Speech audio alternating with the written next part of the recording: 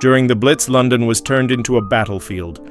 Night after night, bombs fell, streets burned, and ordinary people faced the unimaginable. In this video, we'll look at a series of rare photographs, images that capture not just the destruction, but the resilience, fear, and strange moments of survival that defined those dark years. Each picture tells its own story, and together, they reveal what life was really like under the bombs.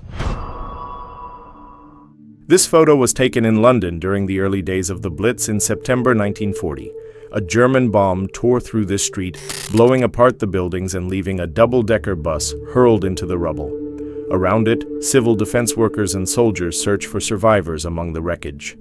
That night marked the beginning of what became 57 straight nights of bombing. Over the course of the Blitz, more than 43,000 civilians were killed, about 140,000 were injured, and nearly 1 million homes were destroyed.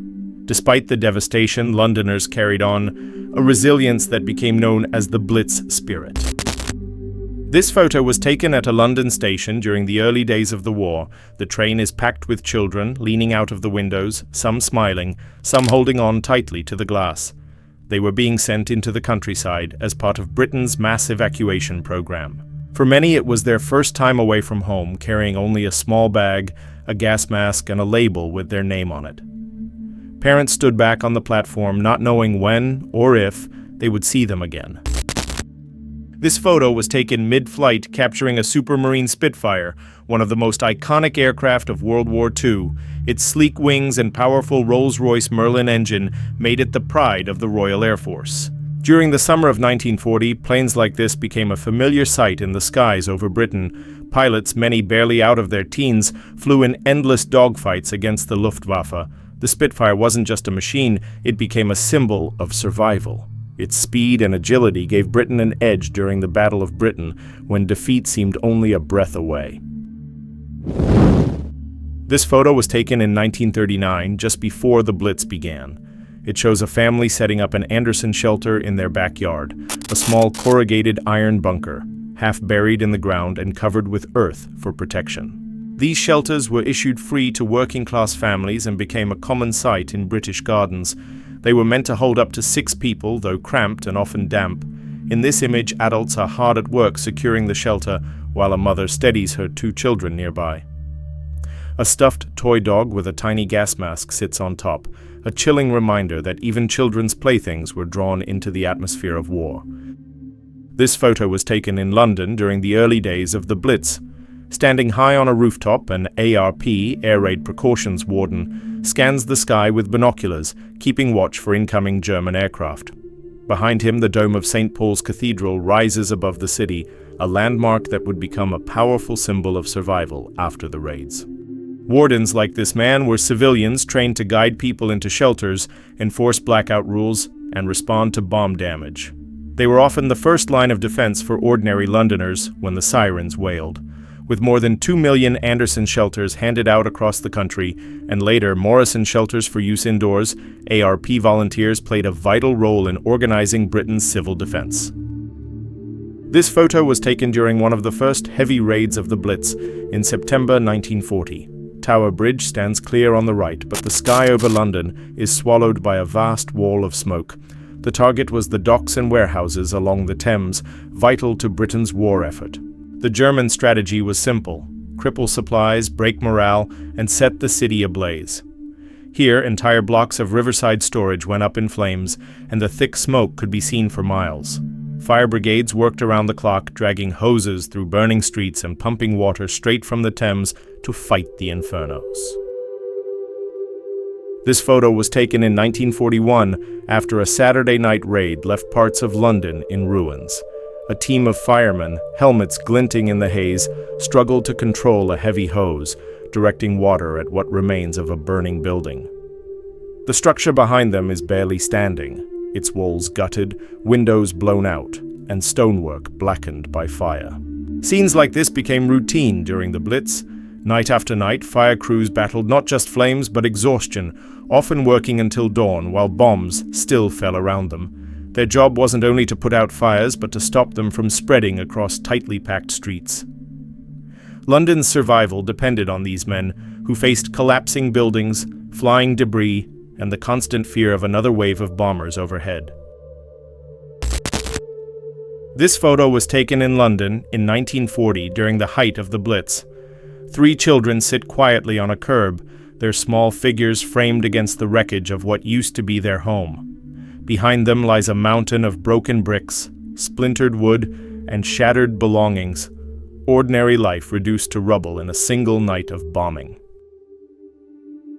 This photograph, taken in November 1940, shows the aftermath of one of the most devastating air raids of the Blitz, the bombing of Coventry.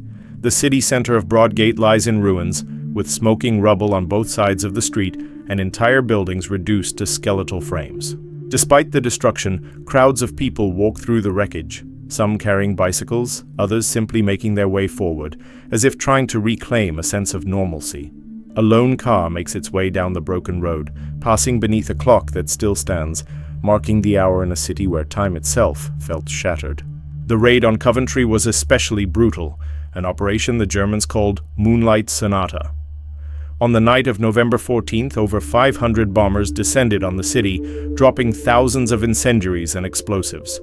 Within hours, much of Coventry's medieval center was destroyed, including its cathedral, leaving behind the image we see here, a city reduced to ash but its people refusing to vanish with it. This photo, taken in London during the Blitz, captures a moment where war and daily life collided in plain sight. The buildings in the background are gutted and smoking, their walls standing like skeletons of a once busy street. Rubble is piled high and smoke still rises from fresh bomb damage. Yet the scene is far from deserted. People move through the ruins, some on bicycles, some walking, one mother pulling children in a pram. Here you can see children lined up on the street, carrying small suitcases and gas mask boxes. They're being sent away from the city as part of the evacuation scheme at the very start of the war in September 1939. Parents crowd around, waving and smiling, trying to make it feel less frightening. For the kids, it looked like a trip to the countryside. For the adults, it was a hard goodbye, knowing they didn't know when they'd see their children again. Here you can see an ARP warden helping a family in East London during the Blitz. Their home has been destroyed in the bombing, and they're pushing what little they have left in a pram, children and belongings piled together. The adults look worn down but keep moving forward because there wasn't really a choice. Behind them, the street shows more of the same destruction, a reminder that this went on night after night for 9 long months. This photo shows barrage balloons drifting above London during the Blitz.